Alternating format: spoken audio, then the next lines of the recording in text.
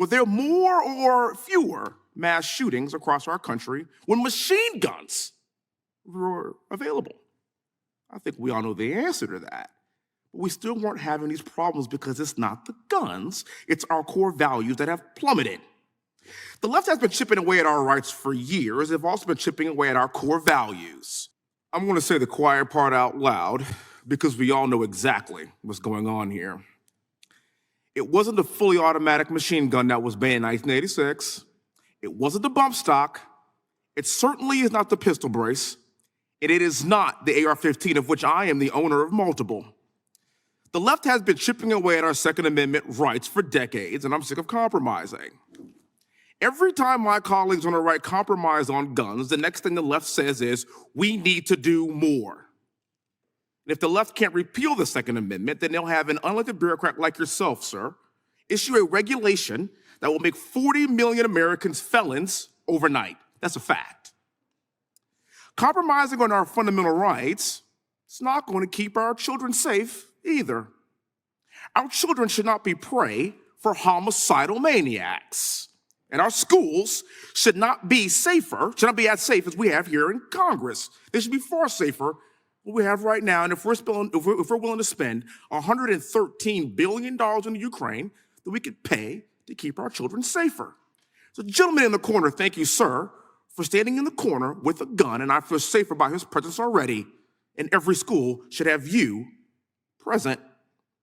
I was in high school when Columbine happened, and prior to Columbine, we didn't have the level of violence that we're seeing today. In 1986, you can walk into a store anywhere in this country and buy a fully automatic weapon. And being from Texas, acquiring a weapon has always been relatively easy in my lifetime. Were there more or fewer mass shootings across our country when machine guns were available? I think we all know the answer to that. But we still weren't having these problems because it's not the guns, it's our core values that have plummeted. The left has been chipping away at our rights for years. They've also been chipping away at our core values. In 1960, 61% of Black Americans were married. Today, that number has plummeted to 30%. I am a current member of Congress today because I was raised in a two-parent household. We ate dinner together every single night. We prayed before dinner. We get to the church every single Sunday. My parents were heavily involved in my education. I said the Pledge of Allegiance every single day proudly, and I know every word to God Bless the USA by Lee Greenwood.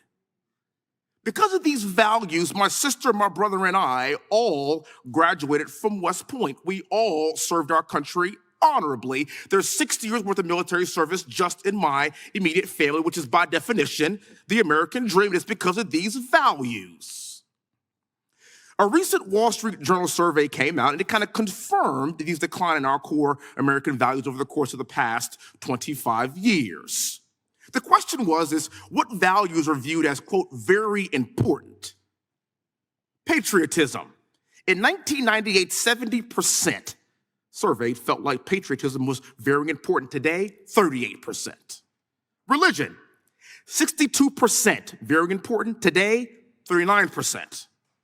Having children, 59% in 98, 30% today. Community, 62% in 98, 27% today. The guns haven't changed. The guns have always been available in the United States. Our society has changed, and it's changed drastically, in my opinion, for the worse. So where does that leave us today? There's a reason why crime and gang violence is up. There's a reason why Black women are the fastest growing demographics of gun owners in America. You know that, sir. Many of them live in Democrat-run cities with rising crime rates and district attorneys that put criminals ahead of innocent women like we see in New York. And by the way, it's not their husbands or their significant others that are purchasing guns for them. Black women are purchasing guns themselves because we know that Democrats replaced Black husbands with Uncle Sam a long time ago. I've been listening to my colleagues on the left talk about guns all day. You have no idea what you're talking about. I fear that if you can't tell me the difference between a man and a woman, I am not surprised that you don't know the difference between 556 and 300 blackout. The problem with this administration is always having people that are appointed to run these agencies that aren't fully qualified, that don't understand exactly what's going on and how things work. And if I were running the ATF, I would know a thing about the F in ATF. And by the way, for the record, that's firearms, sir. It's firearms. And with that, I yield back.